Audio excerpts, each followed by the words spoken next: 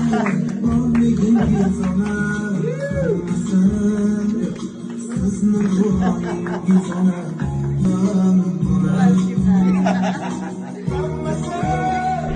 yaxshi ko'radigan, siz bilan vaqtni his qila oladigan inson bor. Doim sizga suyanadigan bu qulingiz Elmurod aka. Onamga rahmat aytmoqchiman.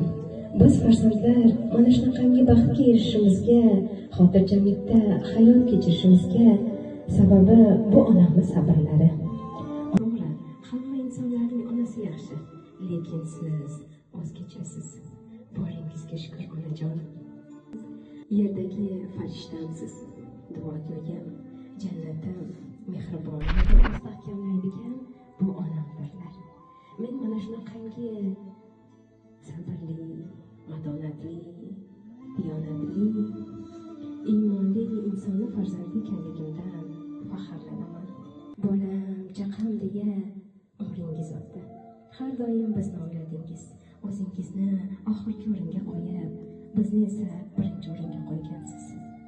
Yoshligimizdan og'zimizdan chiqqan hamma narsani muhayyo etdingiz. Hech kimdan kam qilmay voyaga yetkazdingiz. Jannatda mehribonim, boringizga shukr. O'zlaridan o'ynab ko'payishsa